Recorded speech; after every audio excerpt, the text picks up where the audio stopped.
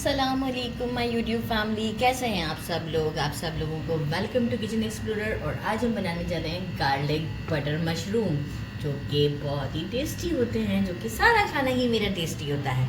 वैसे सच बताऊं तो जब भी मतलब डेली डेफिनेटली हर कोई टेस्ट कर रहा होता है फैमिली मेम्बर्स में से, क्योंकि पेरेंट्स हैं, इन लॉज हैं, तो सब लोग टेस्ट कर रहे होते हैं, तो बहुत ज़्यादा टेस्टी लगता है सबको। और पहले भी बहुत टेस्टी लगता था, लेकिन जब से चैनल है उसके बाद से ज़रा ज़्यादा अच्छा लगता है। तो सबसे पहले मैंने ले लिए हैं अराउंड 10 ये हमने मशरूम्स लिए हैं। अच्छा, ये मैंने इसे वॉश कर दिया हुआ है, इसका शेड ही ऐसा है। आप चाहें तो पील करें, लेकिन मैं इसे पील नहीं करना चाहूँगी। अच्छे से आप इसे 2-3 पानी से वॉश कर लें। बहुत ही सिंपल सी रेसिपी होती है ये हमारी। इसे हम इस तरीके से स्लाइसेस में कट कर लेते हैं। बहुत थिन भी नहीं रखने होते और बहुत थिक भी नहीं रखने। आप लोग चेक कर सकते हैं कितनी अच्छी लग रही है इसकी लुक। और ये इजीली अवेलेबल होते हैं, कोई प्रॉब्लम नहीं है। अच्छा, ये बड़े स्पॉन्जी से होते हैं क्योंकि इसके अंदर 80% तो वाटर होता है।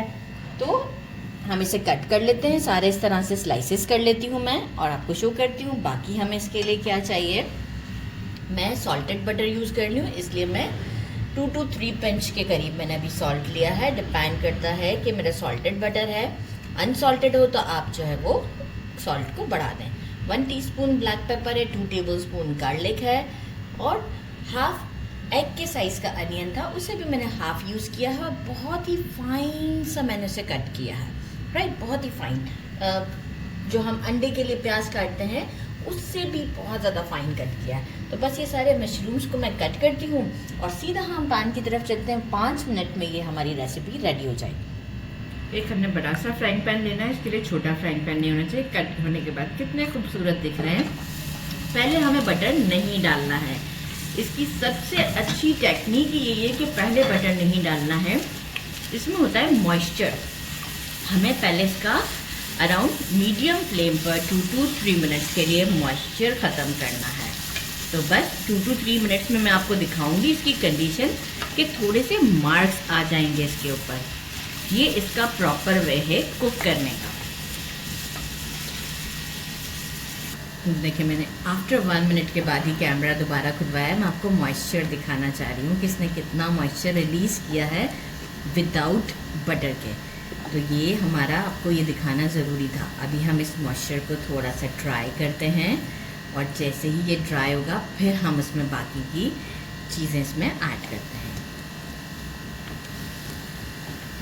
90% तक इसका मॉइस्चर ख़त्म हो चुका हुआ है। बटर ऐड करते हैं। बटर ऐड करने के साथ ही हम इसमें अनियन ऐड करते हैं और इसे अराउंड 2 मिनट्स तक और कुक करते हैं। ज़बरदस्त, आप देख सकते हैं बस बटर मेल्ट होता ही है, और फिर हम इसे 2 मिनट्स देंगे। बटर मेल्ट होने के बाद 2 मिनट्स देंगे। आफ्टर 2 मिनट्स आप चेक कर सकते हैं कि देखें शेड चेंज हो गया है, गोल्डन गोल्डन सा शेड आना स्टार्ट हो गया है। गार्लिक ऐड करते हैं और सॉल्ट ऐड करते हैं। अभी हम पेपर नहीं ऐड करेंगे। अगेन हम इसे 1 से 2 मिनट तक के लिए कुक करते हैं। इसके बाद हम इसे ब्लैक पेपर ऐड कर और 1 स्टर देकर इसे डिश आउट करेंगे।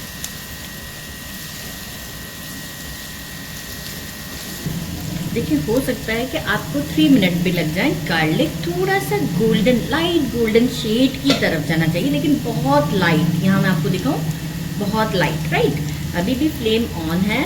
ब्लैक पेपर ऐड करते हैं, जस्ट स्टर देते हैं और इसका स्टोव हम करते हैं फिर बंद, और आपको डिश आउट पर मिलते हैं। स्टोव को कर दिया बंद, डिश आउट पे मिलते हैं। Get this beautiful. इसे अगर गार्लिक ब्रेड के साथ खाया जाए ना तो बहुत ही ज़्यादा डिलीशियस लगते हैं। ये देखें कितना टेम्पटिंग लग रहा है। बिस्मिल्लाहिर्रहमानिर्रहीम।